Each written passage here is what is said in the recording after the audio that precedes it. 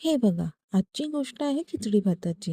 घरातल्या घरातील अगदी साधी पण मनाला ऊब देणारी डिश म्हणजे खिचडी भात.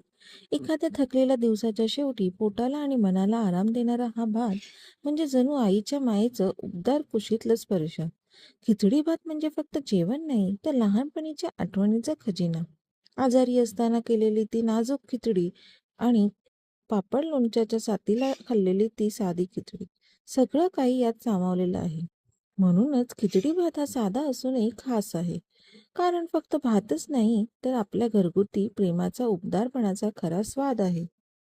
झटपट रेसिपीच्या 1000 डेज ऑफ चॅलेंजमध्ये तुमचं स्वागत आहे.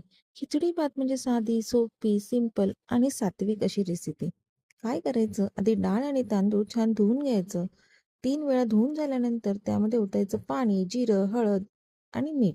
सर्व मिश्रण एकत्र करून आपण गॅसवर ठेवून द्यायचं. त्यानंतर थोडीशी उकळी आल्यावर त्यावर टाकायचं तूप आणि भात मुरेपर्यंत शिजू द्यायचं.